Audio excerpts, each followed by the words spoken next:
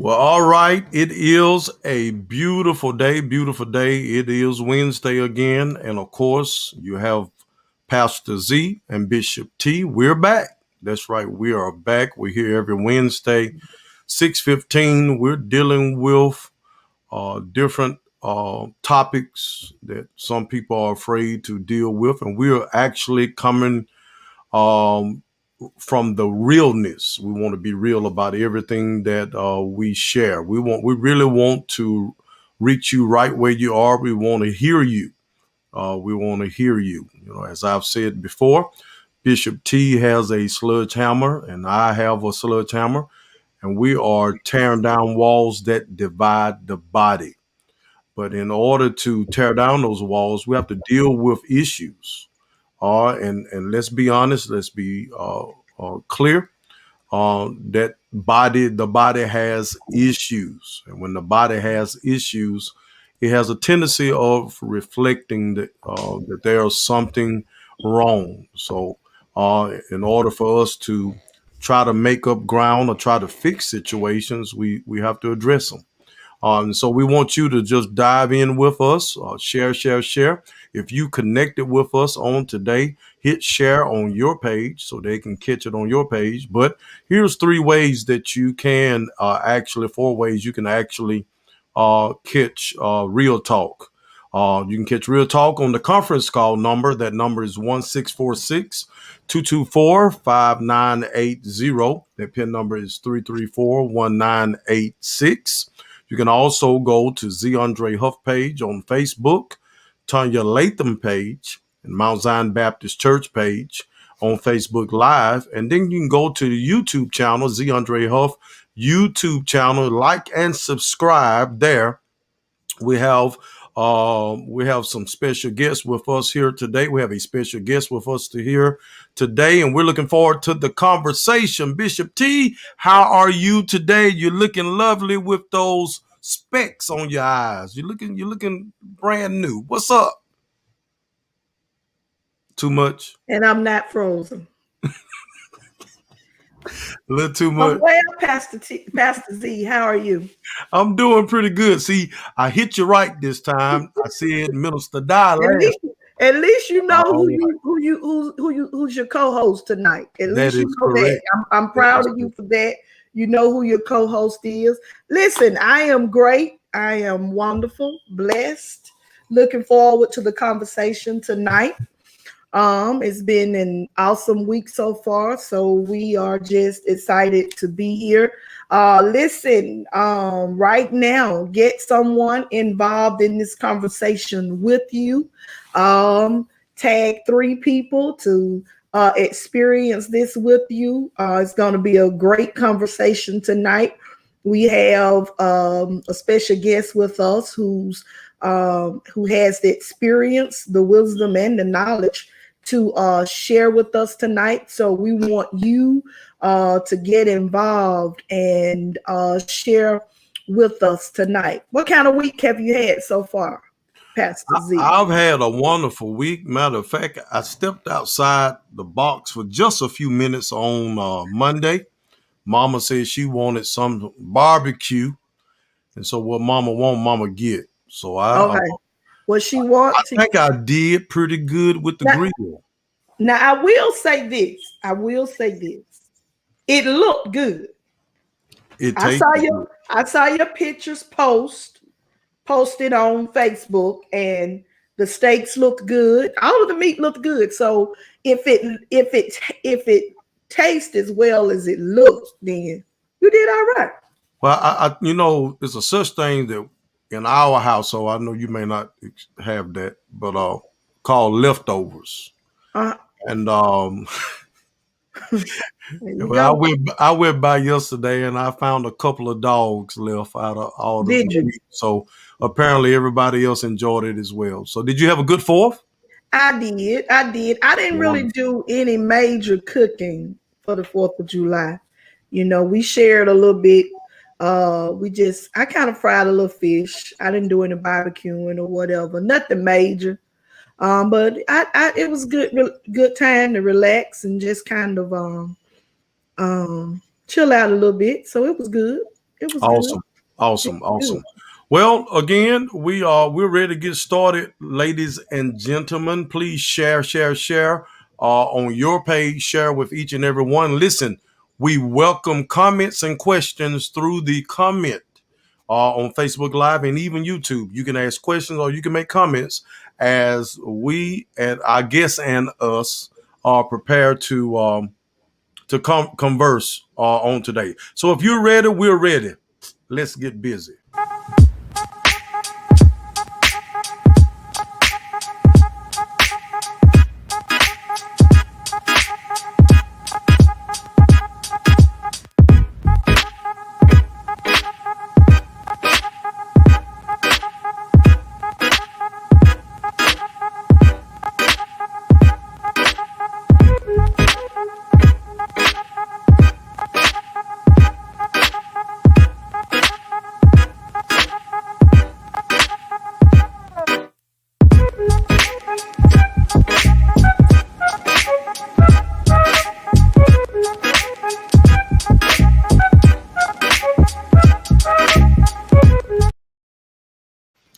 All right. We are back. We are back, and today we're going to be dealing with a great topic, and that's celebrating our differences. Celebrating our differences, something that we was dealing with on last week. Celebrating our differences, and we had a young man that was in our comments that was actually saying some powerful stuff, some real stuff, and we wanted to bring him on today. And he's going to be our special guest, none other than Brother Deon Henderson. He's a gifted musician who have shared in several churches. And so we're going to bring him on now and welcome him to Real Talk. What's up, Brother Deon Henderson? How are you? I'm doing good, Pastor. It's good to be here. How about y'all? Hey, man, we're glad to have you with us. And of course, we welcome all of the comments that you gave us on last week. And there was some very in-depth and deep comments that Bishop T had me reposting them back to the screen so other folks can see it. And she was so excited about the different statements and comments that you made dealing with church. That we wanted to bring you on last week, but you was actually in the gym at that time. He was working out. Yeah, that's where I'm headed when I leave this if I don't take a nap first. Hold Take up. a nap. I'm just trying to figure out why was you working out? What was that about?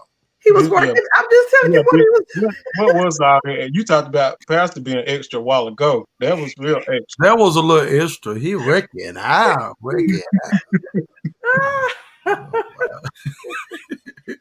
No. Okay, Bishop T, it's in your hands. We're gonna let you introduce Brother Deon and introduce our topic for tonight.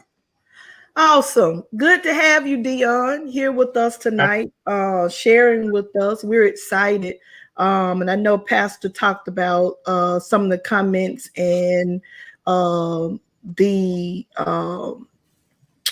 part of the conversation and things that you brought to the conversation on last week, which was very interesting because we were talking about accepting people for who they are, you know, whatever differences we may have.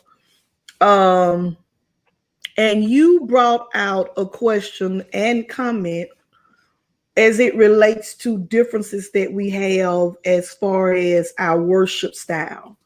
Right. Not just our worship style, but the way we do things, the way we conduct worship, just other differences that we have other than just the way we look and the things that we choose to do. And so we wanted to bring you on to kind of expound on that, as well as touch some other areas that we may go into today. And I know before we came live, we were talking about the churches, the different churches that you had served in, and Right. and not just different churches, but denominations. Mhm. And I know at one time, at the same time, you were, because, you know, back in the day, years ago, most services started at 11 Right. a.m. Right. But a few years ago, there people realized you don't have to have church just at 11, and so there were different denominations that started their services at different times. And so I know at one point you were playing for a number of different denominations, non-denomination. And I know you shared with our ministry when you came to Gaston, and it was awesome having you a part of our ministry. But you at one time were playing for the Methodist Church, a Baptist church, or attending a Baptist church, as well as playing for a non-denominational church. And Correct. so with that, you know, you had different styles of music, not only different styles of music, but you had to be able to different styles of worship, the way Right. worship is conducted. So that's kind of where we want to start today, because what I do believe is that in order to be celebrated, in order to be received, or in order to be embraced, you also have to have a spirit of embracing others and celebrating others. So Right. if you will just jump in and kind of share with us what that experience was like for you, some of the pros and cons, and even what you saw, how you saw it to be beneficial, and even some of the share with us that there may have been positive feedback or negative feedback that you've experienced. Just share with Okay. some of that with us. Yeah, all of that is right, like you were saying. First though, I do need to say that a part of me was in whatever way connected at some point, whether I had to find the connection or try to build the connection to every different place I was at, or difference, because it's just not the music, but it's different preaching styles, it's different styles of dress, different cultures of people. So all of that though, I found myself not really having a hard time really being able to find where I needed to go, just because of kind of my upbringing, especially as it relates to music. I was thinking about earlier, last week we were talking, we mentioned my grandmother, and about how I knew so much about the old hymns and different stuff, but just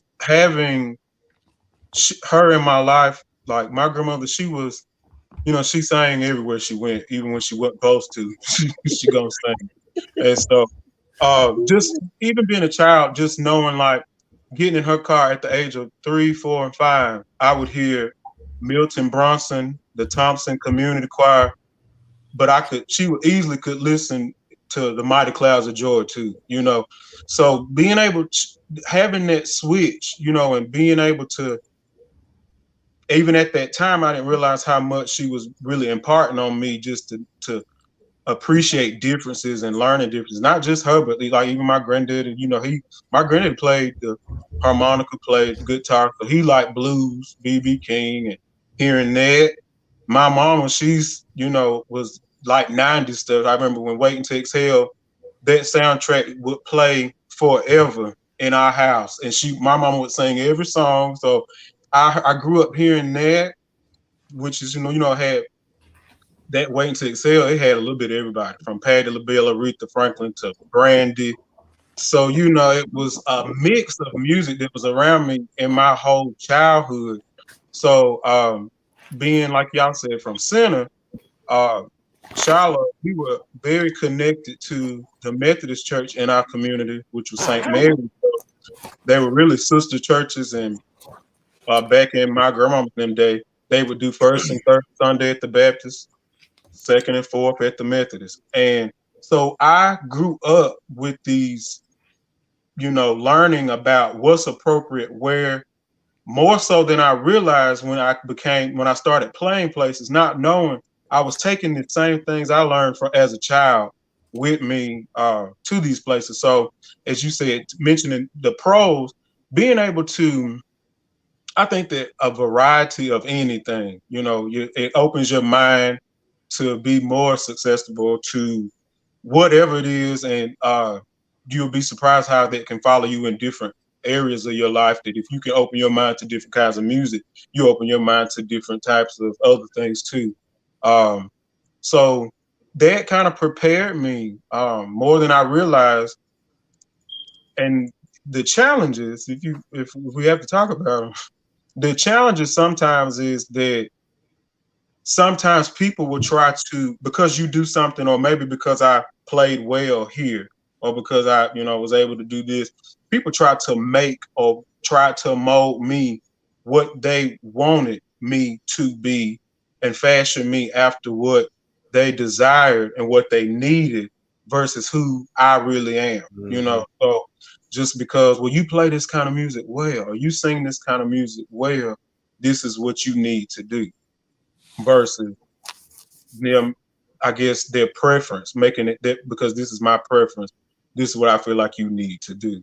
And I've ran into that a lot of places throughout, just being a musician anyway.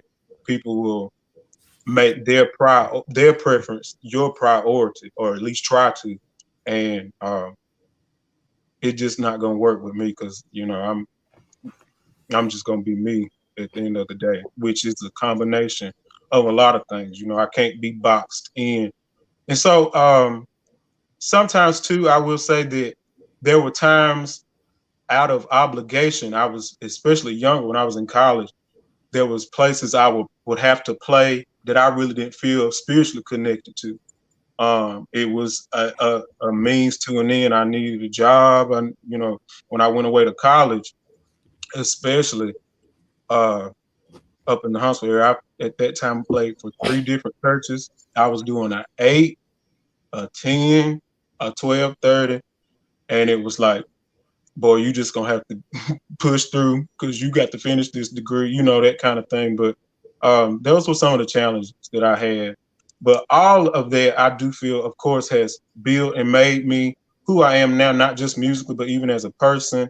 The appreciation for differences comes when you learn who you are yourself and know how to see that you too, in being your true self, may not always be in the mold of what people think you should be. And you can tolerate other people's differences when you learn what yours are and you want people to accept and tolerate yours.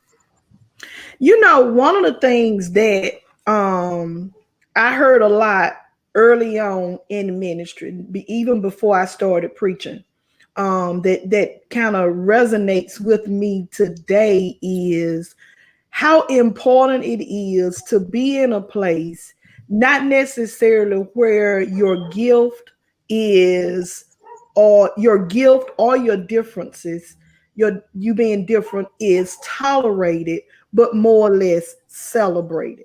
Because when it's just simply tolerated, it's draining on you. Because you can feel when you're being tolerated and when you're being celebrated. When you're being tolerated, you don't really have the encouragement or the you don't really have that push from others versus when you're celebrated. Right. And what I mean, it's because you said something, you want it to be in a place, or it's important today to be in a place where it's not gig now, Right. or it's not just another thing to do or to add to what you're doing every week, but it becomes important what you're being fed spiritually. Right. And that toleration can really be on both ends. It can be on your end because you're tolerating the place where you are, because sometimes it's what you've got to do. You know what Right. I'm saying? Because and you can't really. I don't want us to frown on musicians tonight. Not just musicians, but people who use their gifts or for ministry, and it is their livelihood. I don't think Right. that should be frowned on. I don't want us. I don't want to make the mistake of tonight of Right. frowning on that. But at the same time, you don't want to be in a place where you're tolerating everything that they're throwing out because they're tolerating your difference, or they're Right. tolerating who you are or what you are, or they're just tolerating so they will have this So, position filled. It kind mhm. of goes on both ends. And that when you feel like you're being tolerated and you're tolerating, it kind of smothers you, Yeah.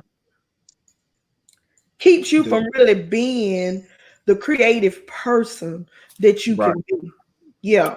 Hey And I man, think let me ask the question to you, you both, because y'all musicians. Let me dive in here. I can't play nothing.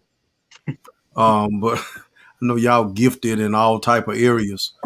But let me ask the question: when you take on a position at a church, are you trying to connect to the vision of the pastor that's there, or do you just go in and operate from your own playbook? That's one of the questions I want to ask. Because I believe when a pastor, anybody he hires in leadership and music, I say all the time, is major. The music ministry is the number one drawer. I don't care how good you can preach it. It's the number one drawer. People show up for music first. Number two is what's going to reach out and grab them is the word, and it's going to hold them there. But the music ministry has to be up to par.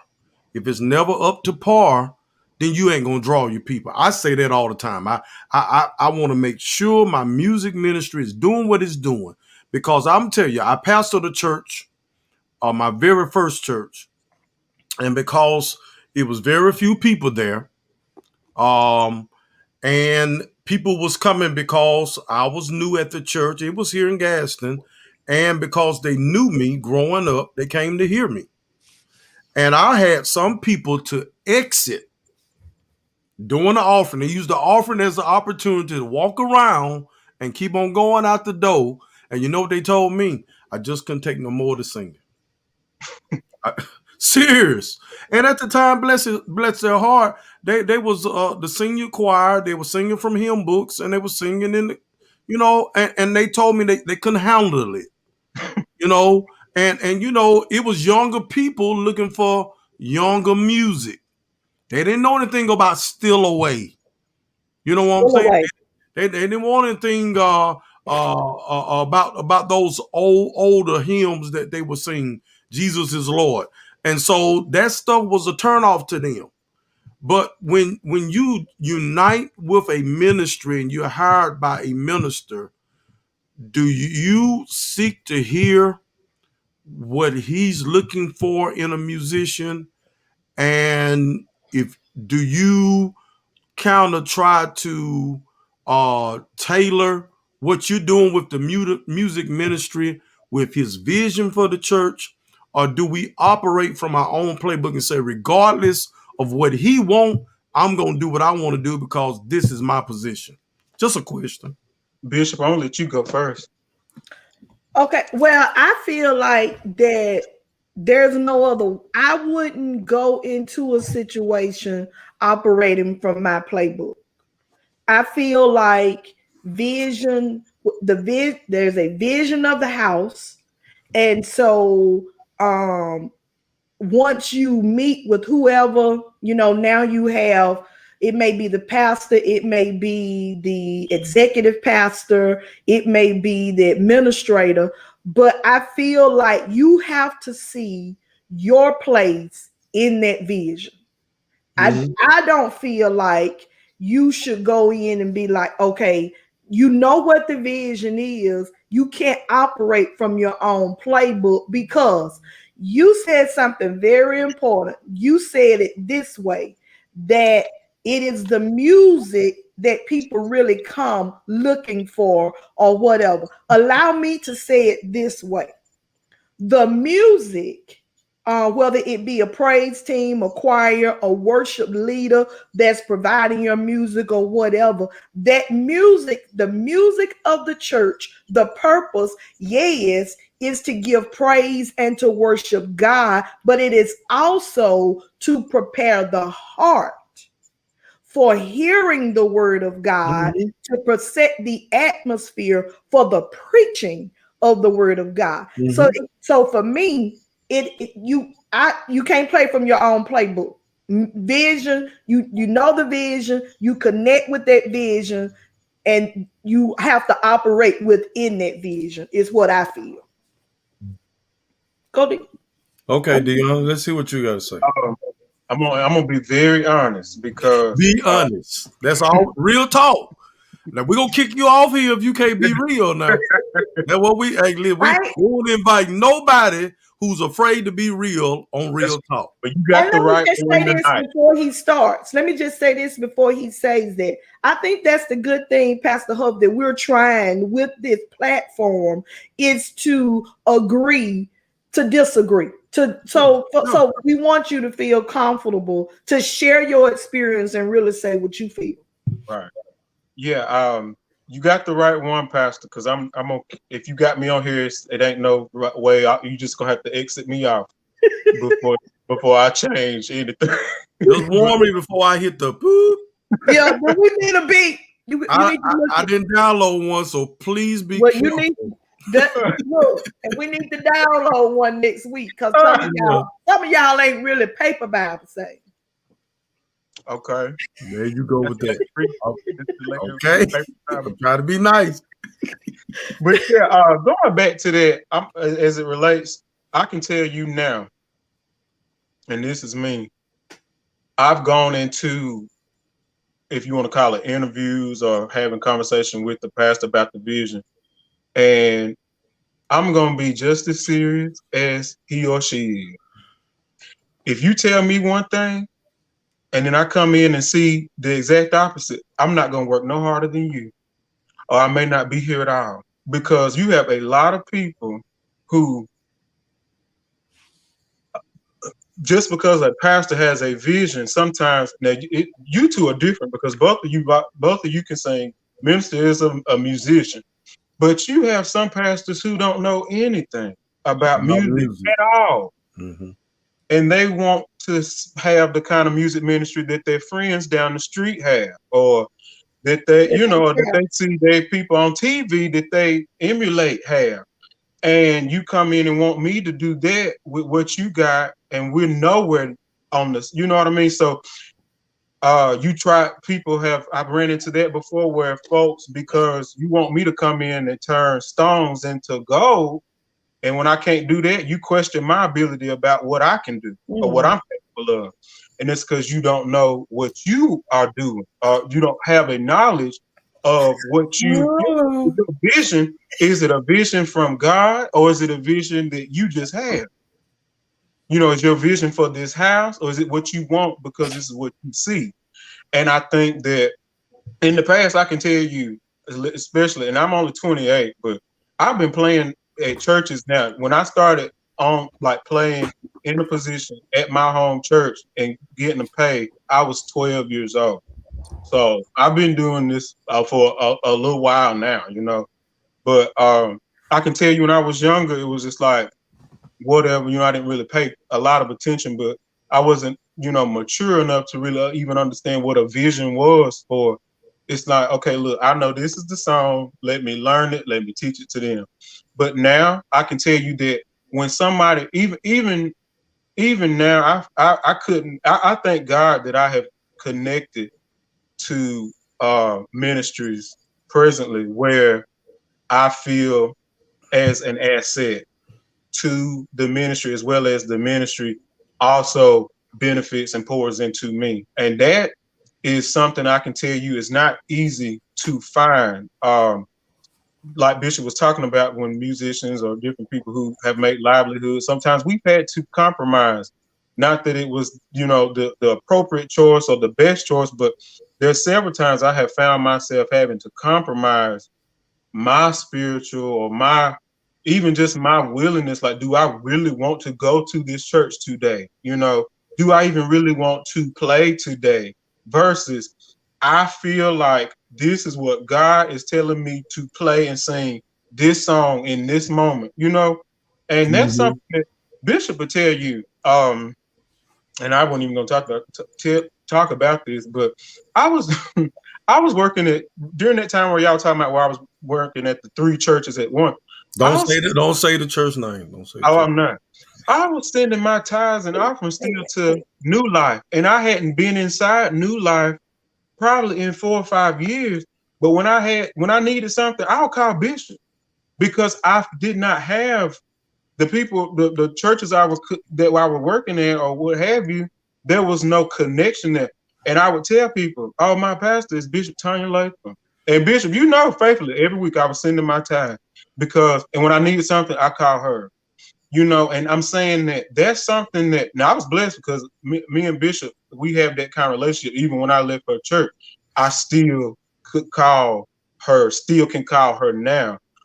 Been with her all day today. She had me on the phone all day today. And then still, that's just the relationship we have. Thank God for it. But I'm saying, going back to the vision, you have to make sure as a pastor or leader that your vision is truly what God has gave you for the house, and not just, well, I desire this, so this is what I want.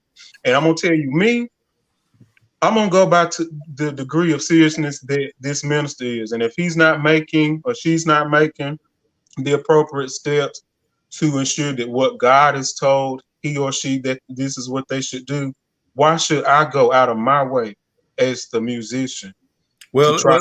let me jump in right there, okay? Because I think that regardless of where anybody is, your reputation is on the line. I'm just going to say that, okay? Your reputation. Everybody need to know when they get Brother Deon, they got Brother Deon. For instance, Bishop Tanya had put me down for a reference, and a church called me and asked me about her. And I told them, I said, now you're not just getting a preacher, you're getting a pastor. Right. I said, if you don't want to be pastored, you might not want to get her. They said, would you sit up under? I said, I sure would, because I know the heart that she have, and I know she goes all in whenever you give her an assignment or give her a duty to do. She's going to go all in. That's just her. Now, whether the church wanted that type of a minister or a pastor, that's what they was going to get. Regardless of how they were, that's what they was going to get. And I want to say this to you and any other musician, be you regardless of who it is that you're playing for and what they're doing. Because at the end of the day, if you get up and your choir get up and y'all sounding a hot mess, they ain't gonna talk about the pastor. They're gonna talk about what is Deon doing. I know Deon is better than that. You see what I'm saying? So you do what you can do regardless of what others do. And here's the thing that I go ahead. Like you were saying about versus that doing, where the question you were talking about, you said your own playbook. And my playbook, regardless of what the vision, my playbook is always going to be what God has told me. Right. So even in pure foolishness, because I can say I done been in some pure foolishness, that what Deon did was still what God told me, because I can't afford to not. And I say this all the time. I work for God first. No matter what name will come across those checks, God is who I have to answer to. Me and Bishop was talking today. I got to sleep at night. So I can't think of a time, and even in the discussion of differences, there's a lot. We all have preferences. We all have what kind of music we like, whatever. You're not gonna catch me playing. There's some songs you wouldn't even know I don't like them because they're gonna have the same zeal. I'm gonna play it, sing it with the same zeal, the same conviction. I'm gonna do it with the same passion I would if it was my favorite song. But that's maturity. Right. That's something I had to learn that. I Right. think, and even going back to what you said about the church you pastored, where people said they could not, take the singing.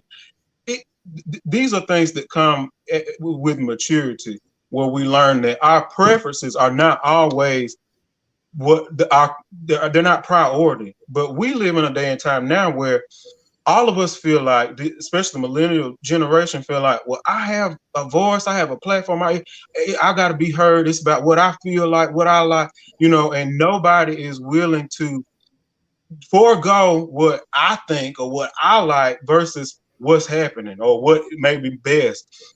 So I think that a lot of growing up has to be done on the part of some musicians, whether they be younger, what have you, whether it's people or even congregations, that this is not you come in and hit your playlist of your favorite songs. Right. Wow. And Right. I'm saying the congregation need to learn that, but some leaders need to learn that. Yeah. This ain't about Yeah. you wanting to hear what you heard on your way to church. Exactly. Or what You you got heard to at your be buddy's church. you got to be led by the Spirit. You got to be led by the Spirit in order to do so. Let me say this because I think you said something which is so true. It's not sometimes you play by your playbook regarding you got to answer to God.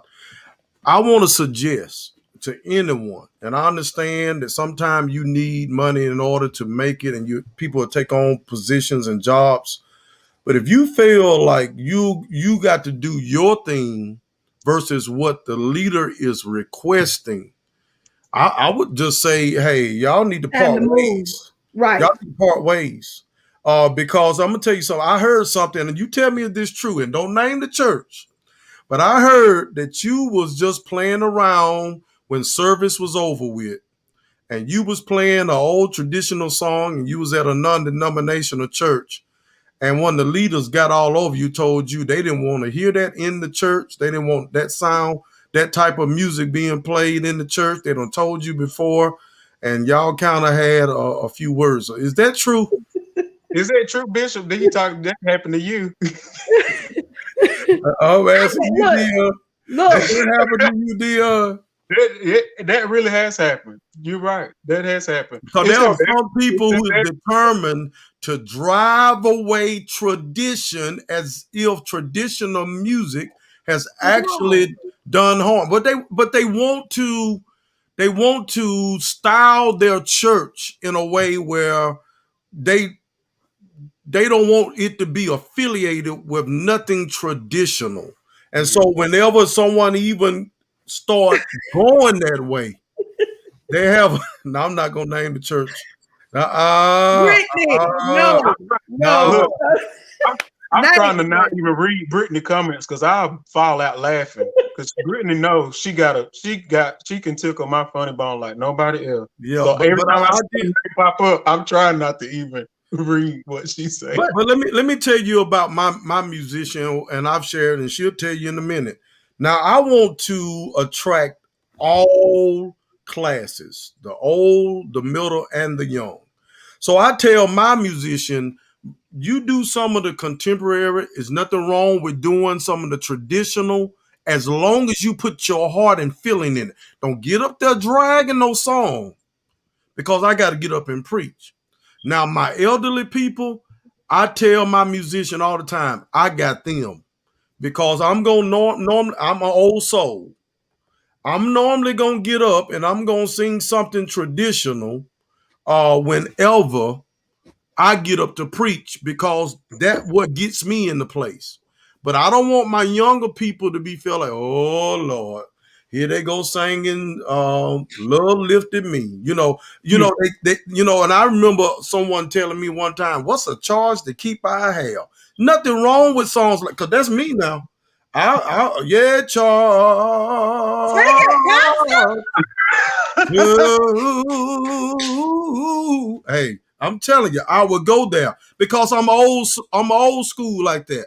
And But it's I needed. do not want to lose the other class. I don't want to That's lose. I want to try to needed. reach everybody. And one thing about transforming a ministry or trying to change a ministry, everyone that's in the choir is not receptible of what the musician is trying to do. So sometimes the musician will get cold feet and will be afraid to enforce what the pastor is trying to get them to enforce. Not that they can't play it, but because you got more members in the choir and they there at rehearsal and they don't complain about the song selection, you have a tendency when the pastor get here on Sunday morning of still hearing the things that he's trying to get them to try to step out and do something different. So you can't be afraid as a musician to do those things that are necessary to make some changes. You're right. I feel like, like I said, both of y'all are very musical. Y'all, so coming from y'all to, I understand that, you're going to be more active and more involved in the musical aspect of your ministries and even have a clearer understanding than what some pastors ever would. And I'll say this, no matter what it's, I've never, no, even though I have caught some, like the situation you brought up earlier, which I don't know how you know about that, but Hey, this is gas, man. I know. Hey, say it again. It is gas. You do know that, right? I didn't know that was something people knew, but okay. But that because I'm the kind of person, and I do pride myself on whatever I do, I'm gonna give it my best. I'm gonna do it to my, the best ability that I can. So I feel like even not to my knowledge has anything ever come across to me that if the songs weren't going over well or something like that, because I'm gonna work. I'm gonna work it to the best. I'm gonna pull it out of the people if they have to whatever it is. I'm from the country, so I know certain things that we country folks we like, but Yeah. when you get me, it's some stuff that you may hear every once in a while. It's more classical oriented, or it's more northern, like Chicago choir, Detroit, and it's stuff at first that people may not be like open to, but you have to make them understand, and that's not even so much spiritually as it is natural to understand. Listen, you don't know what you don't like because you don't know if you don't like pizza if you've never eaten it, so you have to try, and let's try to do. I'm gonna say this: a lot of people, like I said, I'm from center country, and I love it. But my favorite gospel artist, Richard Smallwoods. So that's more classical, all this, elements that people you don't really hear in church. You hear Richard Smallwood songs in church, it's typically the same 2 or 3. Center of My Joy, Total Pray, and that's, pretty much it. Because he can get real different when it comes to harmonies and parts that people they don't want to hear. Now, I was more open to that as a younger musician. I like that kind of stuff and the more whatever. And I used to almost cringe at stuff that was just too basic. And the reason I'm saying all this, even now, like 4 years ago, if you put on any quartet music, I would run away quicker than you could sit down. And now, if you go on my phone, I got more quartet music on my phone and listen to more quartet music on a weekly basis. And now I'm even in a quartet group, something.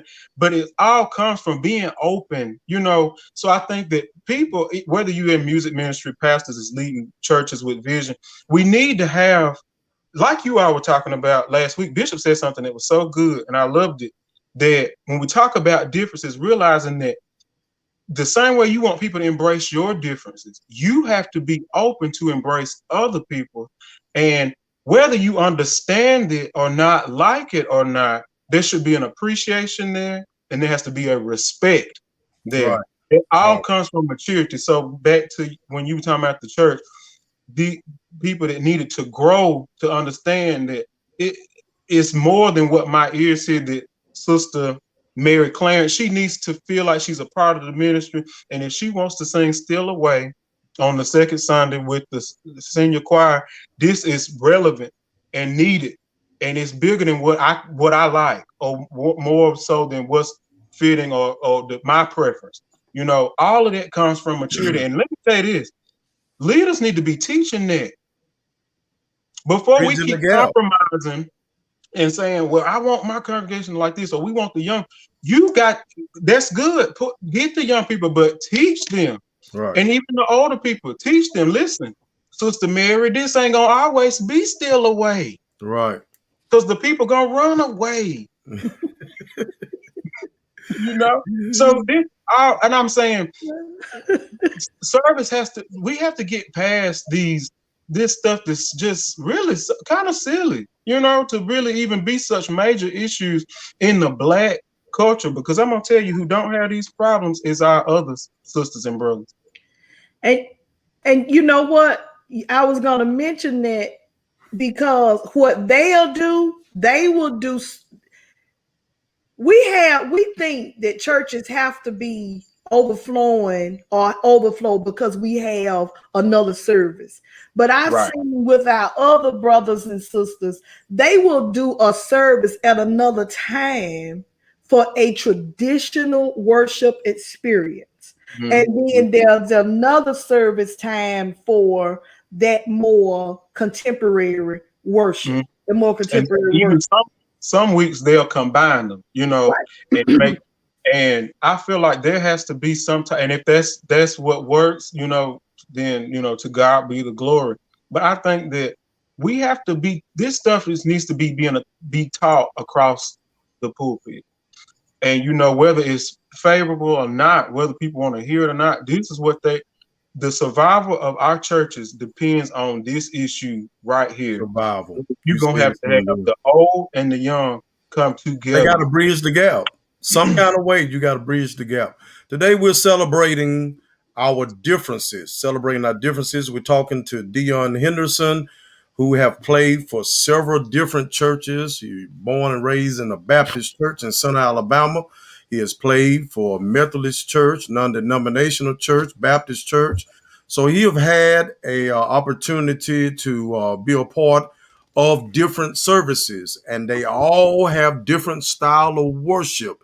But my question to you today is, Deon, are they preaching Jesus? Who is they? The different churches that you've been to, have all the different churches, have you found them to preach Jesus? Well, I'm gonna tell you now, I'm very blessed with the church that I attend, as well as the church that I work at. Um, that was my prayer. I'm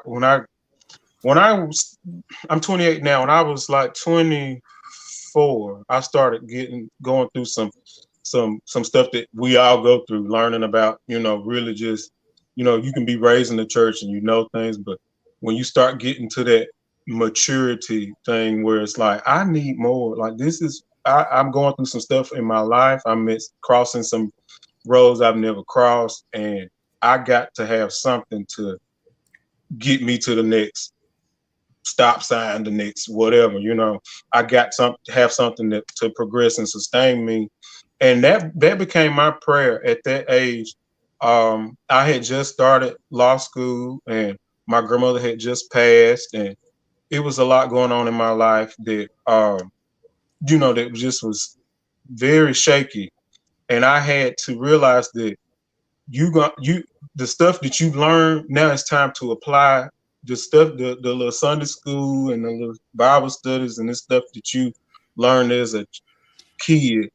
Now it's time to learn how to daily apply this to your life, and you need something to sustain you. And these little, fly by night, this ain't gonna cut it, because you've been raised differently. You know better than just ABC hoop, Yeah. let's go. So my question to you, Brother Deon, is that the different places that you've been, did Hmm. whether they are on the same level or not, Well, that's did what I you get did to. you So, did, did you find them preaching Jesus? Because what we're trying to do is we understand that people have a different style of worship.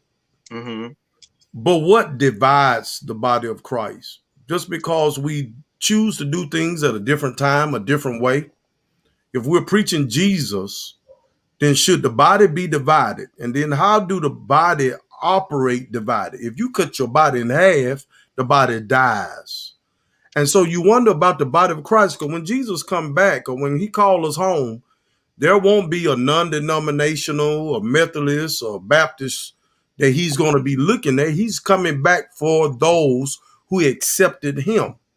And so we're divided here, but there's not going to be separate right, places for us to sit when we get to heaven. So we're trying to bridge the gap, just like you do as music ministry, the old and the young. We're trying to bridge the gap with all different denominations and bring believers together. We're powerful. There's strength in numbers. We're powerful when we come together.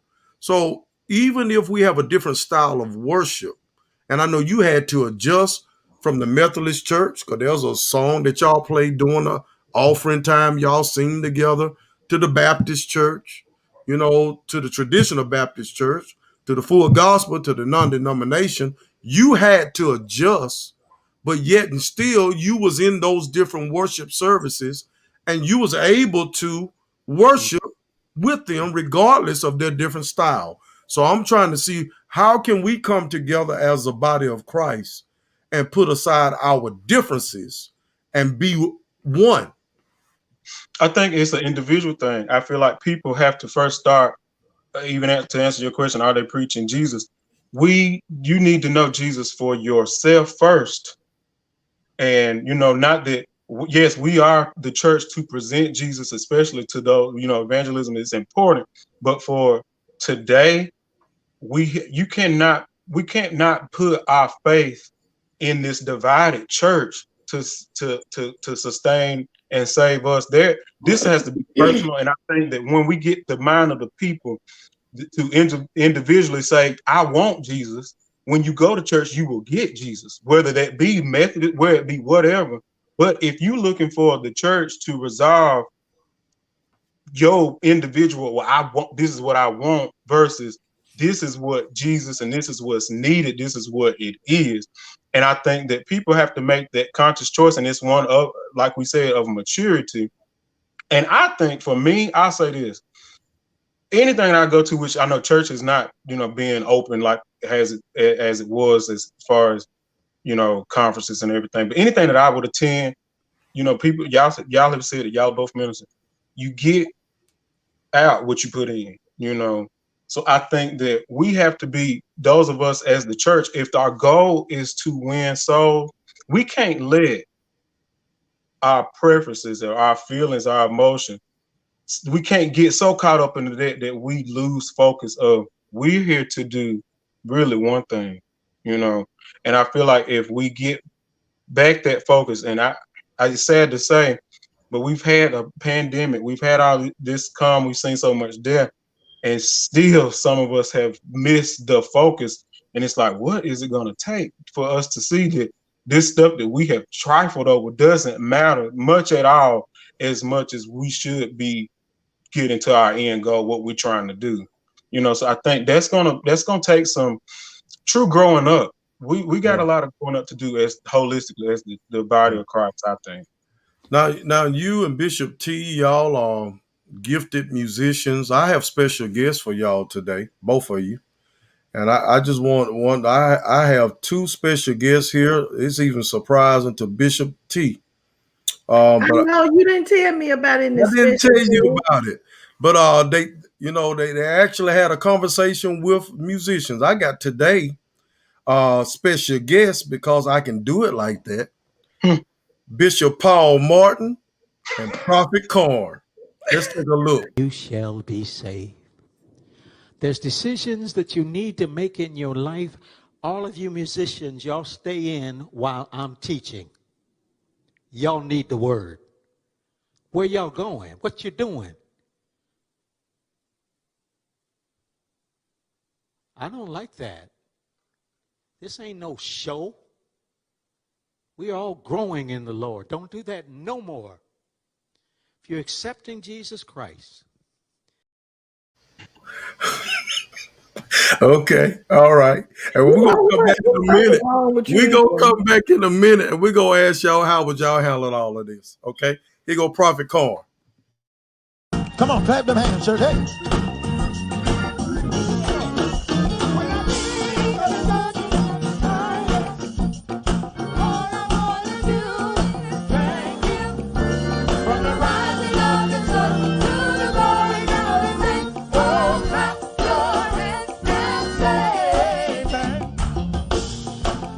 Amen. That's what y'all practiced and came up with.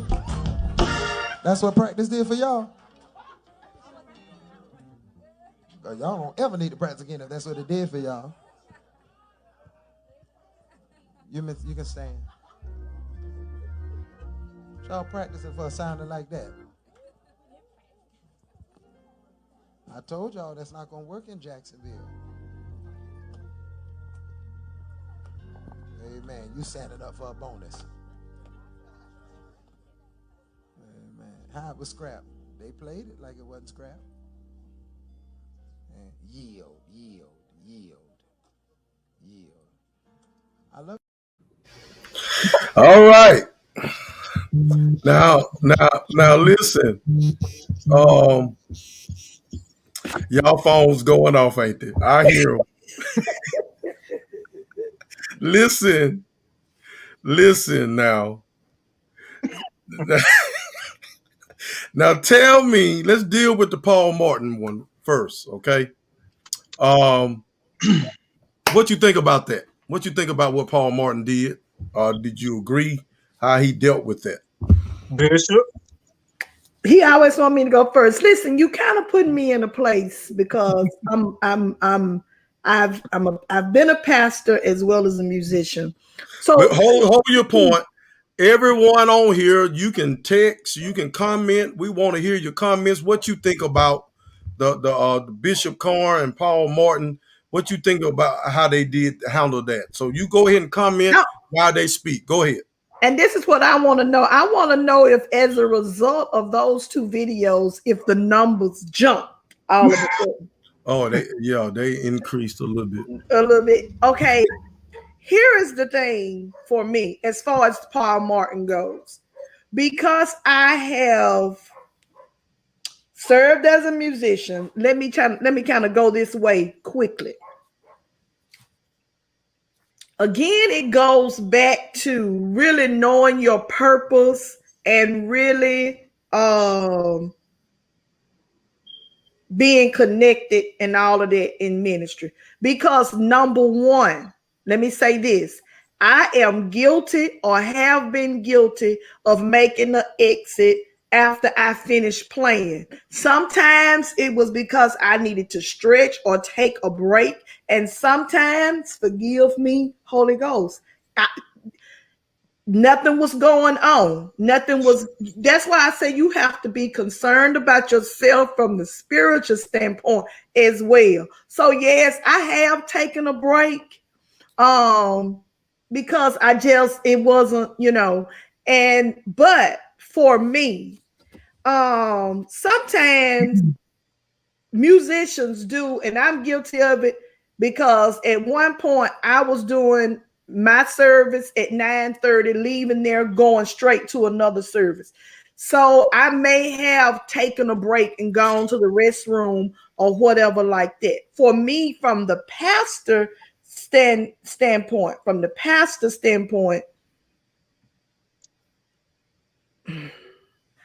I do feel like sometimes there are musicians who will vacate the premises or vacate the sanctuary when the preacher gets up to preach.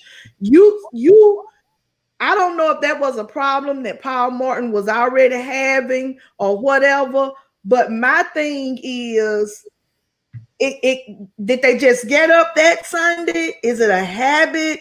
And you chose? Did you just notice it, or did you just notice it because the sanctuary was empty?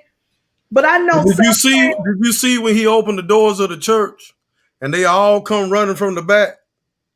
They start coming in like, you done turn the light on some roaches or something. They scatter, and they yeah, was coming. you know, And he turned around looking at them like, where y'all coming from? yeah. So I think that there has to be order in the sense that I feel like if the word is being preached and going forth, then I just would rather musicians stay in. If they need to go, it's not prison. If you need to go to the restroom or all kind of things, but when a musician, for me, I know when a musician is leaving or going out because they need to, because usually that musician goes out and comes on back in. Because there is something that's going on. Here again, what is the level of that musician? And let me go back just for a moment because I wanted to say this. When you have spiritual minded people and carnal minded people, the difference in that spiritual minded and that carnal minded, spiritual minded, they're trying to get the word. They want the word. And this is my thing. As I matured as a pastor, are we reading comments? For me, I knew when I had a musician. Look at that. I knew when I had a musician, and some of these sermons you are suffering through. Yeah. You are suffering through. But when you got a musician that's there to receive the word as well. Yeah. To receive it really makes the pastor think you're going out because you don't want to hear him. You done your thing. You done shouted to folks. I'm gonna tell you, there was a time I remember this musician and this director. Oh, they would get on the mic and they want to shout everybody. God is good. Want everybody in the whole doggone church to say God is. I mean, they shouted them, and just as sure as they shouted them, when they done with the mic, they put it down. The musician and the director would leave out as if God ain't good no more. You know what I'm saying? And I'm like, now wait a minute. If he was good when you had the mic, he ought to be still good. And I've seen things like that taking place, but she want to know who it is. We ain't exposing folk on here. Brittany's crazy. Brittany's. But now I'm gonna say this: like the second video, you don't, to me, and I know some of y'all may want to throw rocks and be ready to shoot me because it's Prophet Corn. But I'll say this: if it's Prophet Corn or the next person, I feel like certain things should be done a certain way. And I know it's a way. I just think that was a bit much for me. Now let me ask you this, Bishop, because you from the old school. I am. And you remember how they used to do in the old school. I am. So your tolerance level may be a little different. I don't know if Deon ever had somebody just publicly stop the service and call your name and embarrass you. But I, however, had a father as a pastor, and I remember folks like E.H. Rigby. E.H. Rigby in Vacation Bible School, not Vacation Bible School, but BTU Congress, he would stop the preacher in the middle of his sermon, call your name, and make you sit down. So the old school, people that's from the old school, they use that as a way of correcting. Now, I will say this. I think there was a little too much on Prophet Corn, even though I'm from the old school. But I would have a conversation at choir rehearsal or after church with that musician and the choir on what in the world are y'all giving me? I use this for an example. And I told my choir members and my musician, she's a big Alabama fan. I said, you love Nick Saban, don't you? She said, oh, yeah, yeah. Alabama, roll tide, roll tide. Roll, you don't roll the tide till they can't roll no more. Every time you turn around, roll tide. I said, now, you know, Nick Saban don't coach the line. He don't coach special team and all this. He got coordinators. I said, coordinators give him what he wants. If they give him what he wants, he'll tell you in a minute. He'll produce championship teams. I said, and that's the same way it is with pastors. We have pretty much coordinators over the deacon ministry, over the missionary society, over the choir, over the ushers. If all the coordinators would give the visionary what he wants, he can produce a productive ministry. If you're trying to grow a ministry, you are going to be somewhat upset when people are just going through the motion, because it looked like they was going through the motion. They weren't really prepared.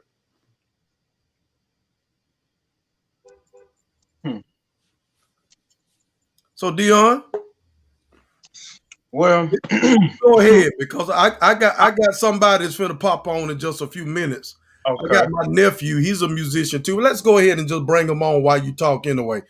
Okay. Dantez Robinson, what's up, my nephew? Nothing much. Y'all doing okay? We're doing pretty good. You a musician as well, so you saw what's going on as well, didn't you? Yes, sir. Amen. So we're gonna let Deon respond to how he would have responded to that, or what he think about those two individuals and what they did, and then we're gonna come to you, a musician as well. Okay. First of all, I was laughing so much just because well, of course I was reading the comment, but just hearing Bishop talk in herself, because like she said, she's been in both roles, and I've seen Bishop Latham. I see. I've experienced her leadership before, but I was in a place where I could receive it. So when both of these videos, I've seen them, of course. That Brian Carn clip is a little older, but what I always do is I find more. It's more interesting than actually what happened. I go and read what the people are saying, and I think that I'm gonna put it this way: you talked about the old church and how people did back in the day versus now, and it's just interesting to see and to hear people's perspective on it, because I understand both, you know, and I have a respect for both. But I will say that this generation, presently, this younger generation, we have a hard time with correction. Sometimes people can tell you something in the best possible way, and we still have a hard time with correction just because we are so absent from correction. We feel like we are validated in how we feel, and we don't know anything else. It's okay for me to feel this way, and that's a weakness that I feel like this millennial generation has. Now, not that emotions are not important or that the way you do things are not important. I think that's a weakness that the older generation has. That sometimes they're so sensitive to unsensitive to the way, because they're so used to order, or what they call order, not knowing that sometimes in their effort to restore order or to have things in order, they get out of order trying to do that. So it goes both ways. I think with Paul Morton or either one, I think a lot of times it's depend on two relationship. I don't know those musicians. I don't know if they're members there. I don't know what they're doing or who they answer to or what their understanding is, what's in their contract, if they should sit there. I don't know that. I can tell you that when I was with I've never had nobody talk to me like that over a mic, and I thank God they haven't, because I don't know what I would do. But I'm gonna say this: when I was with Bishop, and there's certain pastors who I've set up under, who I had relationship with, and who, if they had to correct me, I was open to it, because not only are they correcting me, but they've encouraged me. If they've poured into me, if they've prayed for me, prayed with me, then when it's time to correct me, I'm going to be just as open to that as I am to when you put money in my hand, when you pray for me, when you give me gas money, when you go and feed me. So when you see that I have done something that I need to be, geared up, then I'm going to receive that too. Now, I can't speak for these other people. I don't know what they, what the deal is now. Brian Carn, y'all probably would have had to come and hold me back. Well, If it that, wasn't the musicians that he was really getting on. It was the choir members. you would have probably had to come hold me. Well, I'm gonna say this. Yeah, My part because would be right. he says on there, he said they didn't play it like that. They didn't Yeah, play it like it was crap. my He, part would he, have he been said that's what y'all practiced last night. He was really talking to the choir members then. my part. If I was singing, my part that I was singing would have been right. And that's all I know about that. Okay, all right. So we have Dantez Robinson, pastor. Not pastor, but son of Pastor Grady Robinson Jr. of the Mission Baptist Church, and grandson of G.E. Robinson, over at the Galilee Baptist Church on the west side. He come up learning the hard way. He's seen musicians. He actually learned how to play on his own, and he had a few people to teach him along the way. Talk to us, Dantez. Tell us your views and how you felt about those two clips. First, good evening to everyone.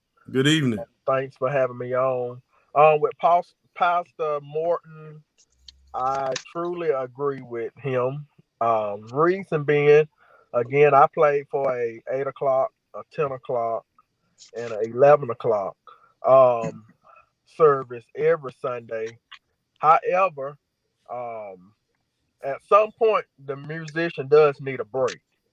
At some point, I do agree with that musician getting off the organ, going back and using the restroom, getting some water or something. So I don't see nothing wrong with them going out, but they shouldn't be out the whole time. It don't take 15 minutes to go outside and if you whatever you got to do. So I do agree with Bishop Morton that's going out. Do whatever you got to do and come on back in. Mm-hmm. Me, I play for my granddad church every Sunday. If I'm out 15 minutes, he ain't gonna preach 8 minutes. So I done missed everything that's going on.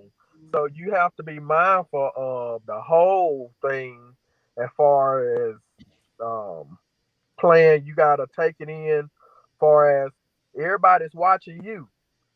If it's so much going on, that musician and the preacher got to be on one accord where the preacher knows that, hey, I know he gonna go out, but he'll be right back in. Far as Prophet Corns, I would say that's the way I came up. It's point blank. If the choir don't sound worth nothing, they just don't sound worth nothing. I would have been embarrassed, yes, but I can take criticism because that let me know it is work we got to do in choir rehearsal, and that comes from the musician and the choir director. If the minister has gave us something they want us to go by, I think we need to follow. But as far as the way he came off and told them, I would rather have it that way because that let me know it's much work that's got to be done. Yeah. I've seen something happen a lot recently because I know a lot of musicians know how to chord and they can really play. I've seen some real gifted, talented musicians, but they're not disciplined musicians. And I've seen where I think it was James Fortune came to BOC, and there was a guy he had sing. I think his name was Sean that sings with him from time to time. And there was local musicians here playing with him, and he kept telling them, and it's embarrassing that he got to keep telling them, calm down, turn it down, you're too loud, you're too loud. And I think sometimes that's what musicians have to learn is that they need to be disciplined, know when to raise it, know when to kind of quiet it down, because you want to accent the singer. Now, both of you have, I know, Dantez, you play keyboard. I know you play the organ. And Deon, you do the same. Now, I've seen where you have all the instruments filled, the keyboard, the bass player, the lead guitar, the drums, and the organ. And everybody want to be heard, and they loud. and nobody's accenting it. You know, and I say all the time that the musician, the different instruments is like the choir, like the sopranos, altos, and tenors. They need to harmonize together. I love to hear the Canton Spirituals music. They music sounds so good. Like Harvey Watkins have them all together. You hear that lead guitar, the bass, the keyboard, and the organ. They all accent each other, and they sound beautiful. Don't y'all agree with me? I mean, do you agree with that? Yeah, I do. Well, one thing you said is discipline, and I think that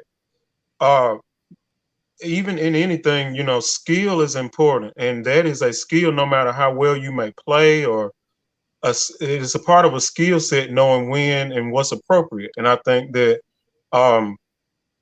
coming up under the people that I came up with and the people who I looked up to, one of my idols, rest in peace, Willie Ragland.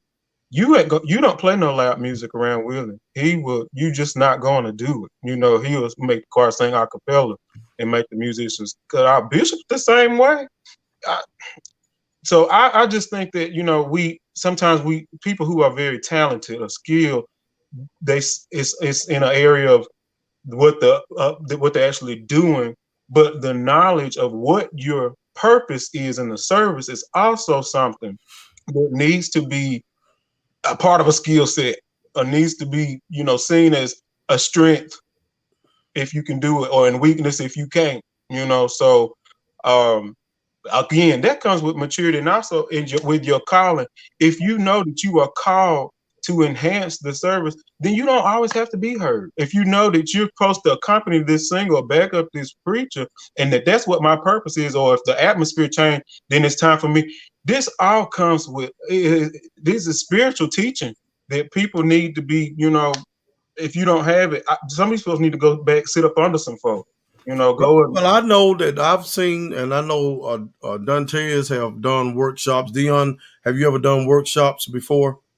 Yes, And I plenty. know Bishop T have done workshop here at Mount Zion, and they work with different choirs, and they share important knowledge of what they expect and what you should and should not do. And so, workshops is needed. I know some people may think they're outdated, but it's always good to have a workshop. Exposure to different. I think that's a lot of things too that some people need to go outside of just what they see and what they know, and go and try to, enhance their ability by going to be around some other people, seeing some other things other than just what you think is the mold of this is the way it goes, and incorporating in that to what you do. Dantez, you have anything you want to add, man, before we get ready to go off the air in just a few minutes? Only thing I want to piggyback on, where everybody have to be in one accord. I have worked with a lot of musicians, and just recently, I have to be honest, I took a lot of knowledge from Deon when he was with us at Mission, and then from expanding out with Prince, and just watching as how all the musicians, they all have to be on the same level far as the music level. I can say at one time I was illiterate probably, because I used to think that the keyboard have to be up loud, and until I started directing more and teaching, I'd rather for the music to be low where I can hear the choir and make sure all 3-part harmony, and then the music or that lead guitar thinking it's about them. And so you have to at some point know, that comes with skill and comes with knowledge and maturity, that the music again is there to accompany the choir, and just to make sure everything is in 3-part harmony, or whatever harmony it needs to be in, because that means a lot. The music can be A1, but if the choir is off, if the singers is off, everything is off. And so that was a main part that I want to piggyback on. And I have to say, it took maturity with me without playing so loud. It took time and me to learn music. And I can honestly say I learned more when it's time to get up and teach. when you sit back and listen and you cannot hear the choir over the music. It means a lot. Question to both of you, all three of you, if you want to answer it.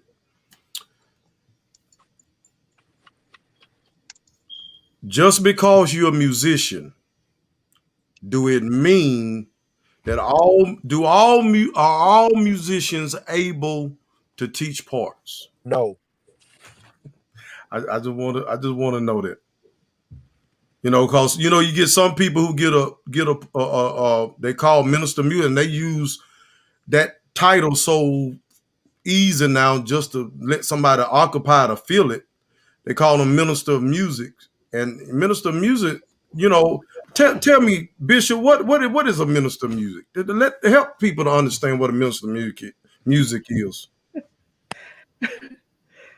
What I see a minister of music to be is someone who is over that music department, not necessarily. And I know for a number of years, I felt that local churches did not understand. You don't have to be. They felt like if you were their musician, you were their minister of music. But to me, a minister of music may or may not be one of the musicians. It is the person who is, from my standpoint, if I chose a minister of music, they were over the music department. They were over the musicians. They were over the choirs, the praise team, or whatever. They are actually the person that spiritually, as well as technically guides and oversees that music department. So that's what I think. But there are a couple things that I want that I do want Before to. you move forward, hold up. I want to ask a question. Okay, so they may not have to be a musician, but should they at least be able to play and give out parts in order to be over the music ministry? Should they know something about the music ministry in order to be over it? Well, I think that That's a question. well, for me, I wouldn't have a musician, a minister of music that was not qualified as far as having the wisdom, the knowledge in playing or whatever it was. That was not able. Let me say it this way. As a minister of music, I feel like if there's any area of your music department that is without, lacking, or absent, that minister of music should be able to step into that area and continue. It's Right. what I feel. I feel they should be just that well versed that they can handle the different areas of the music department, understand and know what type music should be sang, when it's appropriate, and what's not appropriate. But because I need to say this as it relates to a couple of things that we've already gone over. I think that's the difference in hiring uh musicians and we're talking about we've gotten on musicians, but I think that's the difference in combining or bringing people into your ministry that are spiritual minded and carnal minded, that understand the vision and don't understand the vision. I think that's the difference. You because you not only want people who are gifted and talented, but you also want people who are saved and who are spiritual minded, or there's gonna be conflict in it. There's going to be conflict. You want people who to connect with you, who see your vision. I was kind of in conversation with the particular person at a particular church, and I asked, give the pastor my information, let us converse. The pastor didn't want to do that. It was a complete no go for me at that point. Because here again, let's go back. Can two walk together except they agree? So my thing is, you it's not always the most talented person. It's not always the most gifted person. Does that person have an attitude to lead as well as an attitude to be taught and trained? Because that, to be chastened, if we say it that way, to receive constructive criticism. So you have to see who you're stacking on your team. You have to see who you're stacking on your team. Now let me say this, because we've talked about a lot and we kind of off on this, but let me draw this back to celebrating our differences. Many times we judge people out of ignorance. We make comments out of ignorance. We comment on things out of ignorance. Deon said something a few minutes ago about exposure. One of my mentors from way back, he's no longer alive, but that was Charlie Nims. And one of the things that Charlie told me is that sometimes you have to go across the railroad track, because you sit in your little place and you feel like, and Gaston is notorious for it. We celebrate people. We have people thinking that they're all of this, they're all of that. But then when you cross the railroad tracks, Hey, Deon, for example, just let me use him for example. Deon is out of Center, Alabama. I have not had a musician play for me that can go across the board as well as Deon. Deon flows well in the service. He handles traditional music as well as he handles contemporary music. He understands that as a musician, he is accompanying. I've had musicians back me up while I was preaching. I didn't change keys, they changed keys. Yeah. So you have to be humble enough to recognize the show is not about you. You have to be humble enough to recognize that there's a way to chastise, there's a way to correct. So when we talk about Prophet Corn, there's a way to correct. That all of that is gonna come. Do I take that as negative, or do I rechannel that as positive to make me stronger the next Sunday, to make me better the next Sunday? And so for me, we have to stop judging and making comments out of ignorance. If you don't know what you're talking about, you don't really need to be passing any type of judgment or making any type of comment. And I say that because even as a preacher, I got into a situation once before with my adjutant.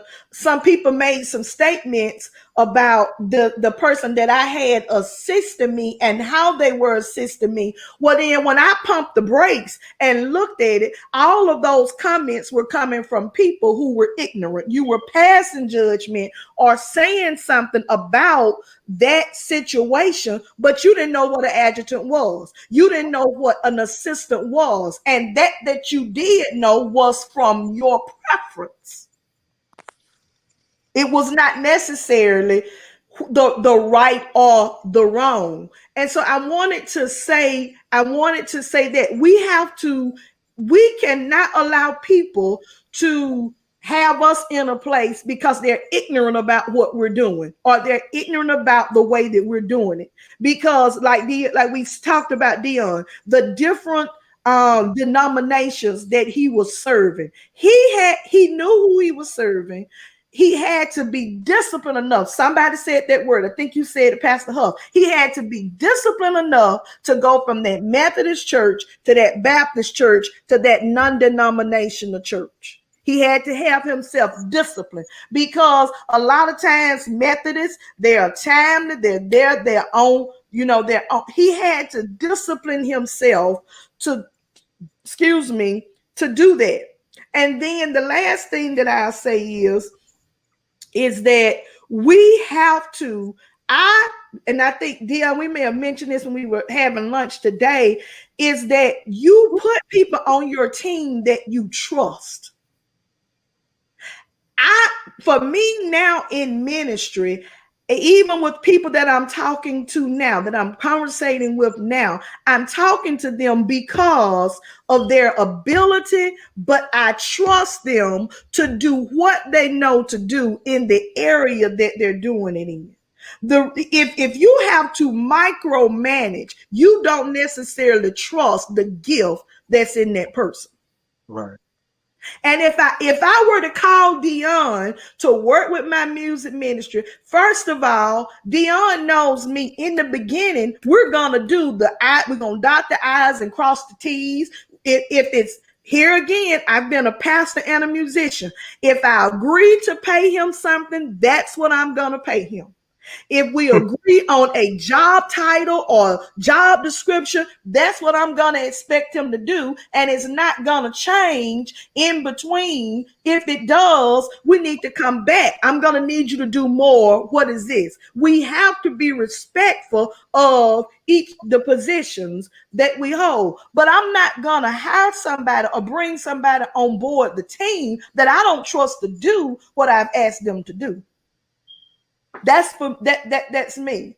Even if and understanding that person, what they are about, and all of their gifts or whatever, I'm not gonna turn my music department over to somebody that I don't trust. That first of all, see the vision and know where we're going, and not just music. I don't care whether it's the men's ministry, the women's ministry, the children's ministry, the youth ministry, whatever it may be. Do I trust them to make sure that the vision for this area is carried out the way it needs to be?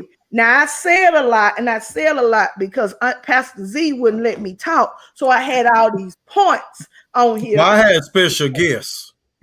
You got to give me a pass. I did have Paul Martin and Prophet Korn as special guests. And we do have brother Dantez Robinson on here, so don't start. We'll talk later because we'll be done got off into something Richard, else. you had walked away, but that's exactly what I was saying when you stepped away.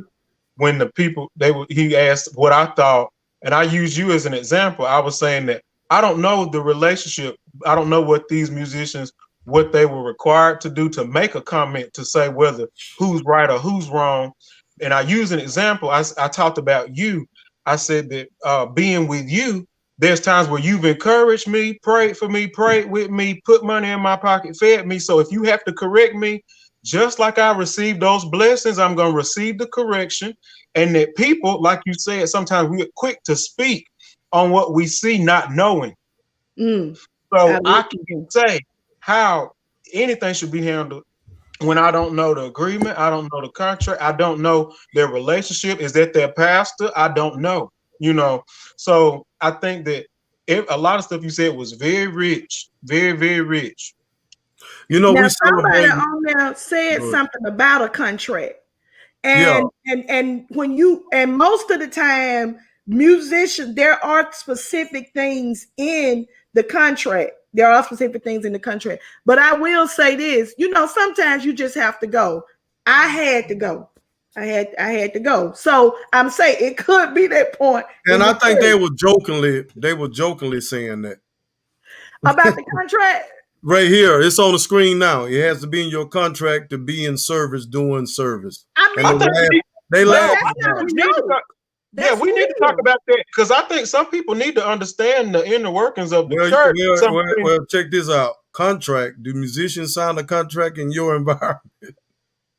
You'd be surprised. I think I'm glad we're having this conversation. We ain't gonna need a part 2 and 3 with some more musicians. Yeah. We will. I think people need to know about the inner workings of the church. You don't sign a contract. Did your granddaddy make you sign one? He did. Now, your granddaddy don't play with you, do he? No. He treat you just like he treat any other musician. Yeah, now he don't look at me as a family member. And he told me that when he hired me, I expect for you to do it the Galilee way. And when Galilee open, I expect for you to be here. So he don't look at me as a grandson, but I have to hold up a standard. Right. Because people watching you. Even though it may not be a written contract, if you have an order agreement, it's a contract that will uphold in court. But So you I know think what? people need to know.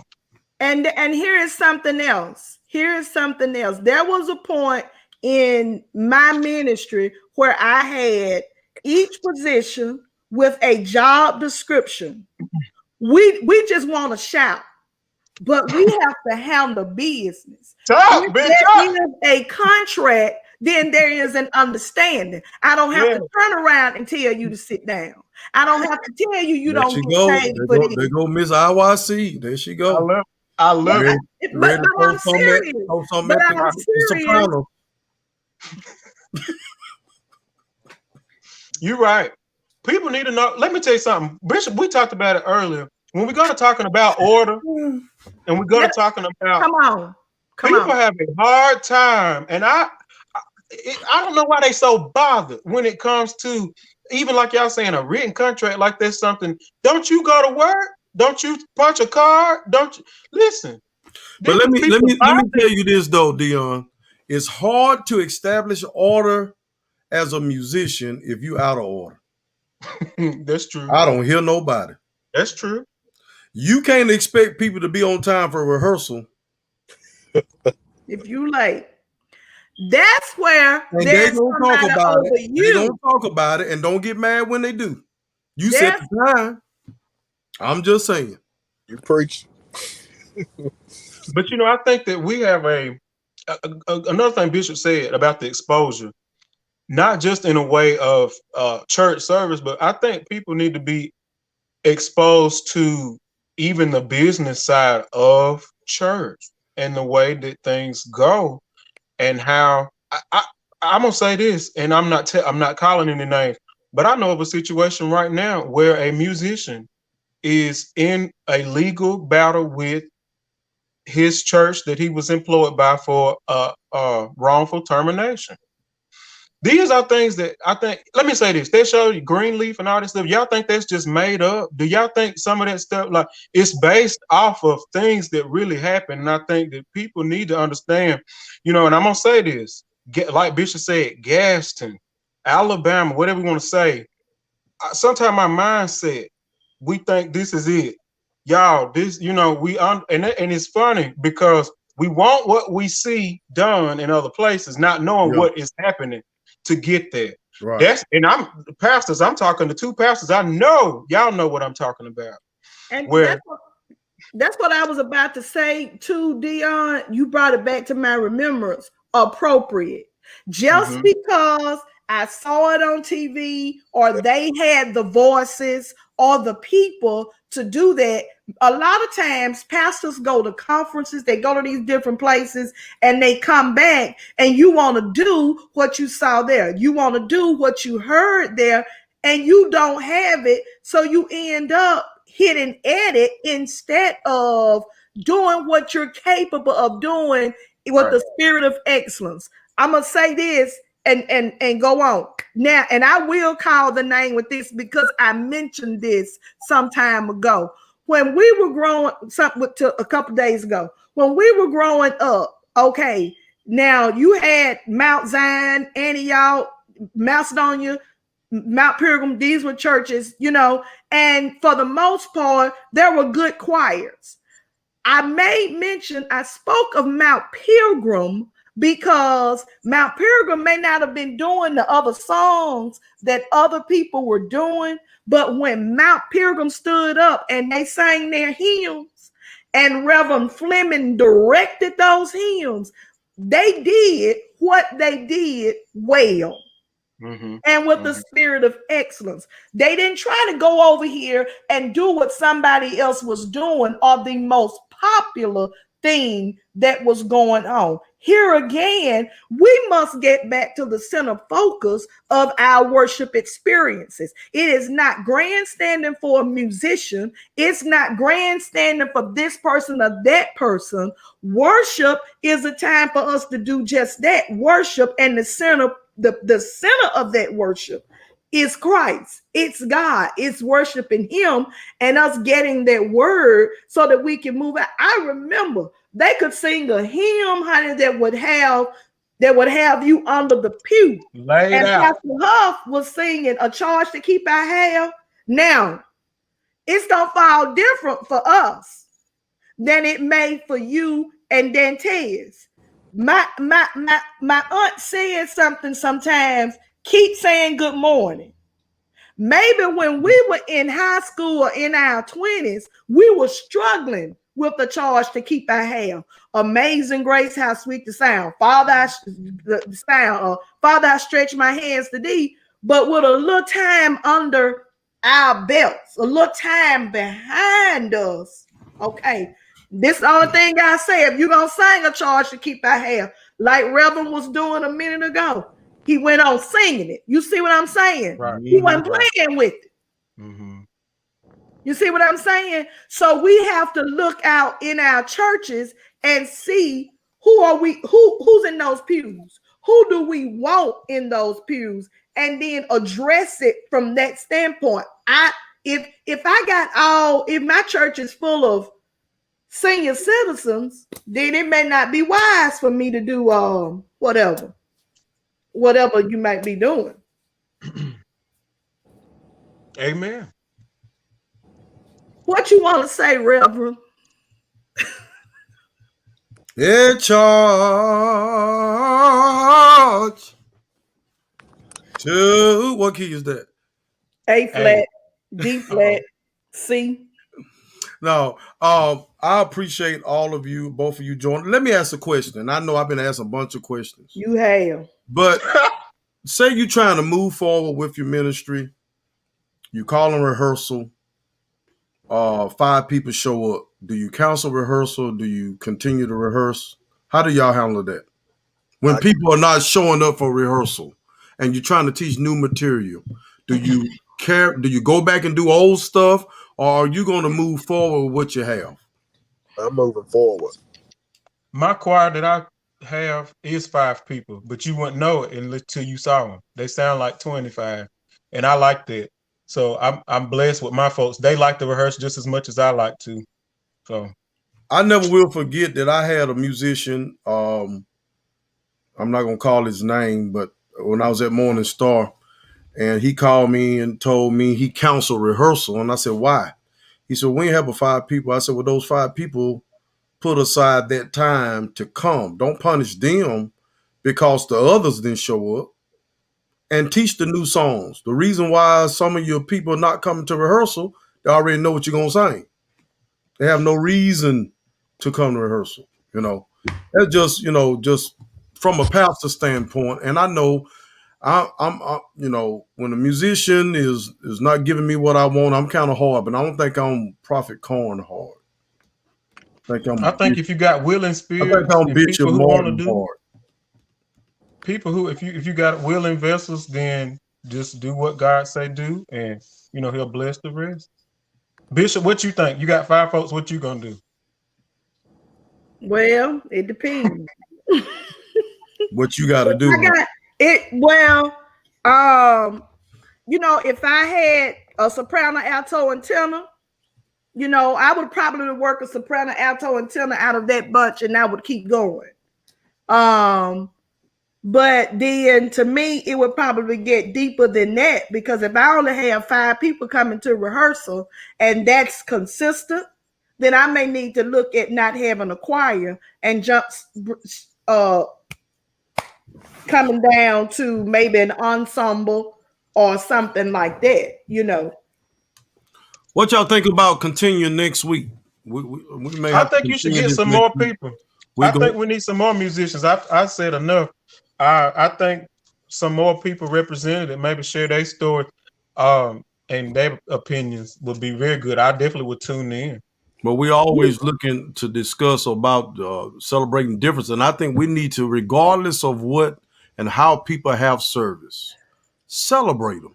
Instead of talking about them, learn to celebrate them. Everybody's not going to worship the same way. I know some people have service within an hour. There are some people may be longer than that, but don't down the person that may go longer or the person that don't go as long. Like Dantez said, his grandfather, he 8 minutes strong, but he's strong in those 8 minutes. You know, why would a person that want to stay up and preach 45 to 50 minutes have something negative to say about someone like Dr. G.E. Robinson, who's been around pastoring for as many years? He got more wisdom in his pinky toe than most of us have learned by studying. You know what I'm saying? He did a eulogy not too long ago, and man, he tickles me because G. Robinson is G. Robinson, and I love him. And me and Dantez was just cracking up because some of the things he says is a lot of wisdom to it, and his voice I'm a person who love voices and have distinguished voices that I hear, and I'm just very fond of him. And when he speak with so much authority and so much wisdom. But we got to learn to celebrate each other and quit putting down each other, and don't get caught up in numbers. Just because your ministry may have a few more than others, don't put down other ministries. It don't mean that they're not doing anything to help promote the body of Christ or promote Christ, and to move their area that they have been assigned to forward. Bishop T, you got something you want to say to these gentlemen before No, we sir, let them go? I don't. I thank each of them for coming on tonight and sharing their wisdom and knowledge that they have with us, and their opinions about the things that we've talked about. It was good to have both of you on. Thank you. Thank y'all Thank for y'all having for me. coming. Thank you for coming on at the last minute, nephew. All Appreciate right. you. Thank y'all. All right, y'all have a good one, man. We'll talk to y'all soon. All right. Amen. We want to thank both of them for coming on with us on tonight. Deon Henderson was our special guest. And then we saw where another musician was commenting on our comments, and we brought my nephew, Dantez Robinson, on.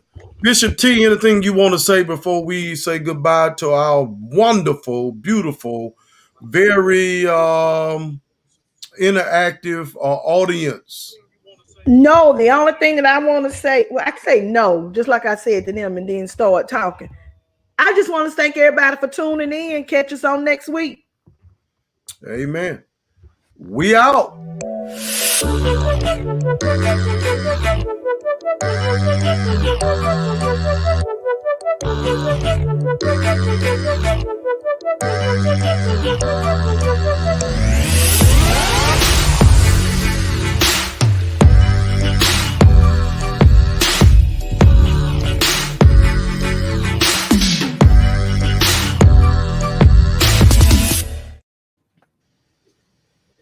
Bye-bye.